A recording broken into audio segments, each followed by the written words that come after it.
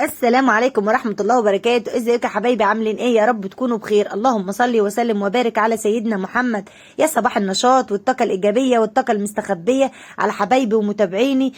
صباح الرضا، صباح السعادة، صباح التفاؤل، صباح كل حاجة حلوة.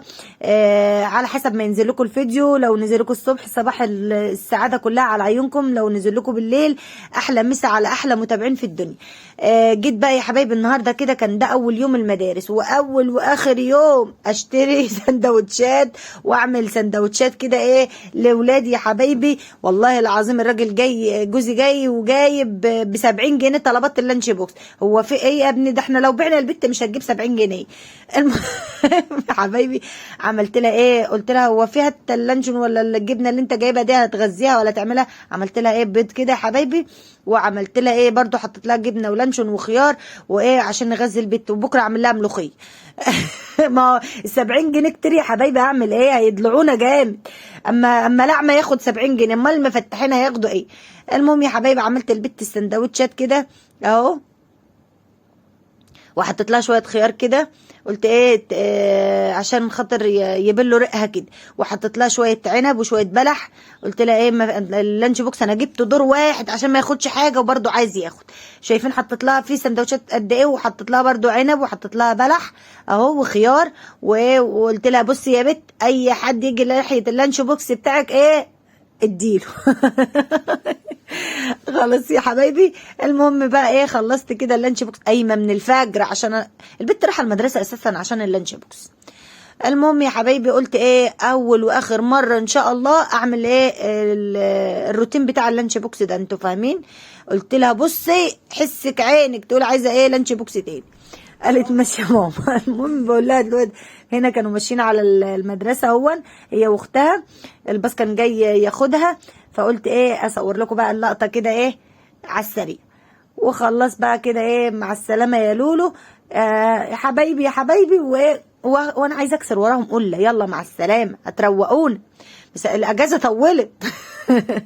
خلصوا كده مشوا يا حبايب قلبي كده، وقلت اما افتح بقى ايه اهوي البيت واجيب طاقه ايجابيه كده واتحمس واتنشط، واقوم ايه اشوف هعمل ايه. قلت يا حبايبي كده ايه اصبح عليكم، ودخلت جاريه كده على اوضه الواد ابني. شايفين عامله ازاي؟ ده الاوضه. قلت ايه افتح بقى كده اجيب ايه طاقه ايجابيه كده من بره وطاقه مستخبيه اطلعها، وانضف ايه الاوضه وانضف ايه المكان بتاعه. شايفين؟ في ثانيه كده شلت ملايه السرير وغيرت السرير الملايه، وبعد كده ايه مسكت الحته نضفتها كده اهو في ثواني في ثواني. انا مش عارفه لما العيال بيكونوا حواليا بيربكوا الدنيا، مش بيخلوا الواحد يخلص الشغل بسرعه، لكن لما الواحد لوحده كده بتنطط كده حوالين نفسه يخلص في ثانيه. مين معايا في الكلام ده؟ قولولي. خلصت في ثواني كده يا حبايبي، غيرت الملايه، وبعد كده بقى قلت ارتب الكتب بتاعه الاستاذ محمد. فلمت له القلم كده وقال ايه مش عاجبه يا ماما مش تلم القلم بتاعتي يرضيكوا. انا خدت القلم الاحمر، شوفوا كده القلم الاحمر انا خدته، انا عيناه عنده في المقلمه هنا. هو يقول لي لا مش لاقي القلم الاحمر. اللي شاف القلم الاحمر يجيبه لمحمد ابني علشان خاطر ما يحصلش مشاكل ما بيننا. المهم شلت بقى يا حبايبي ايه الفرش كده اللي على الارض، وبدات ايه اكنس الاوضه بتاعته عشان ايه اجيب له باور كده وطاقه ايجابيه كده في المكان، عشان خاطر يجي يلاقي المكان حلو يجي له نفسي يقعد يذاكر شويه. المهم يا حبايبي خلصت كده كنست المكان اهو الاوضه ونضفتها. شايفين قبل وبعد؟ يلا طلعوا كده وحطيت له البطانيه بتاعته في الشمسه كده في الشباك عشان ايه تتهوى كده وتاخد طاقه ايجابيه هي كمان. وبعد كده طلعت على الصاله بقى نفضتها كده الركنه بالشكل دون، ومسكت بقى ايه الصاله كنستها وهمسحها كده معاكم اهو. ومسكت البوابه كمان من التراب كده اهو. وشلت طبق عنب، واحد كان بياكل عنب جنب البوابه مستخبي ورا البوابه ده وبياكل عنب ولا ايه. وهنا شلت بقى الفرشه كده السجاده اللي قدام الطرقه كده ونفضتها. ومسكت بقى الصاله كنستها كده. شايفين التراب يا حبايبي اهو. هنمسكها بقى ايه نكنسها سريع سريع كده، ده ترويق من على الوش كده في ثواني في ثواني.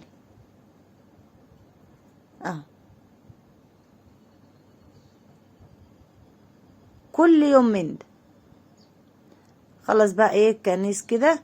بعد كده بقى ايه نجيب حتة كده ونمسك ايه الصالة نطوقها اهو.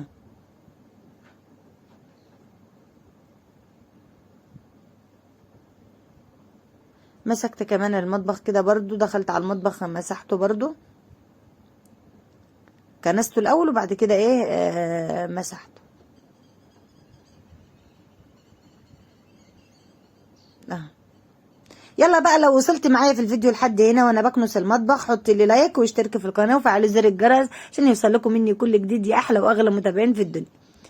ومسكت كده وقلت لكم القماشه، عملت بها الصاله، طوقت بها الصاله كده بشويه كلور بشويه ميه اهو، تدينا ايه طاقه ايجابيه كده وايه وتنعنش المكان، تخلي ايه البلاط يلمع كده معانا اهو. قولي شطوره يا ام لمار. هنخلص بقى كده يا حبايبي.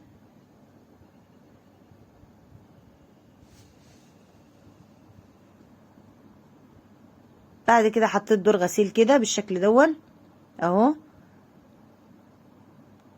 محدش يعيب على الغسالة بتاعتي يسيبوها مسلكاني اهو.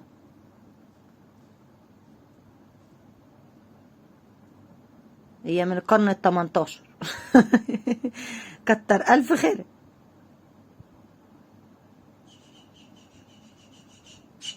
اهو يا حبايبي. ظبطت برنامج اللي حطيت دور غسيل كده، قلت على ما اخلص وبدات بقى ايه اروق بقى، اشيل اللي عايز يتغسل يتحط مكانه واللي عايز يتنفض يتحط مكانه اهو. وحطيت دي في الحمام كده تنقع اهو.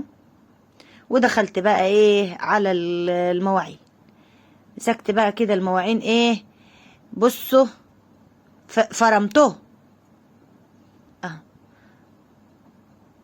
اللي عنده لسه من الصواني دي محدش يتريق بقى، الصواني الموردة الصاج دي بتاعت زمان. انا قديمة يا جماعة، انا قديمة من زمان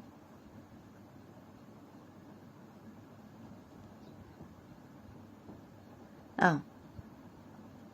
نغسل الكوبايات الاول ونغسل بقى المعالق وبعد كده ننزل ايه على الطبق بسرعة كده. هتك بجدك ايه اللي انا بقوله ده اهو. خلاص كده شطفناهم.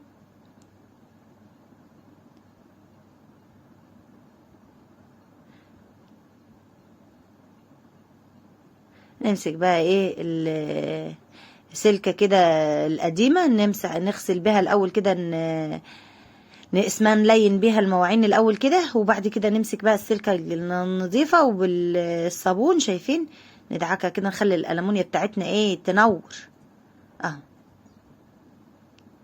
شايفين تلمع اهي.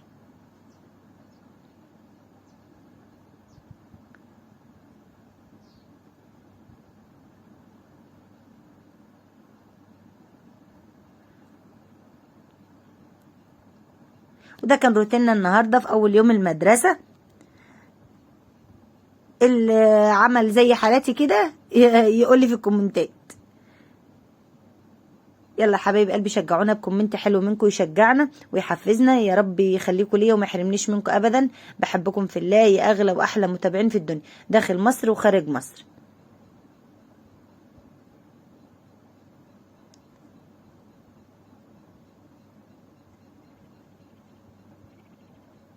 خلص بقى كده يا حبايب ايه، ونمسك بقى الايه الحوض والرخامات ونخلي الدنيا فل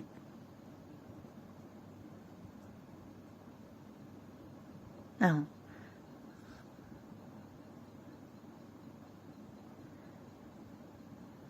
زي ما قلت لكم في سلكه كده بعملها سيبها اللي هي القديمه الين بيها الاول وبعد كده ايه ادعك كويس بالسلكه النظيفه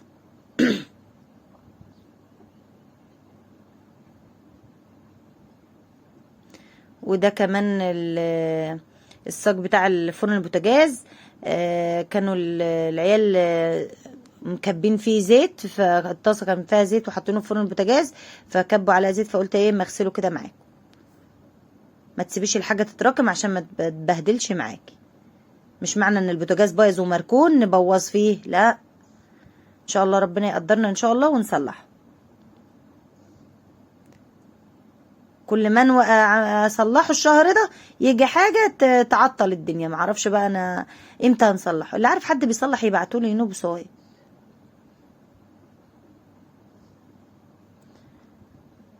هخلص بقى كده ونشطب الحوض بتاعنا، ونغسل ايه الحوض بتاعنا كده ونخليه بيبرق اهو.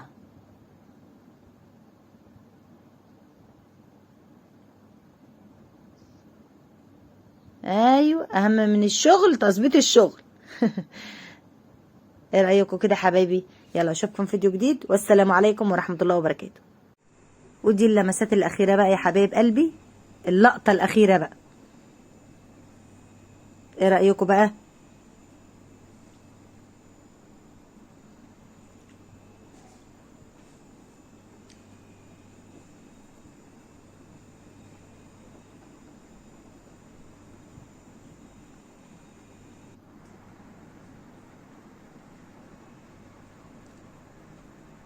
كل حاجه رايقه وما شاء الله اهو.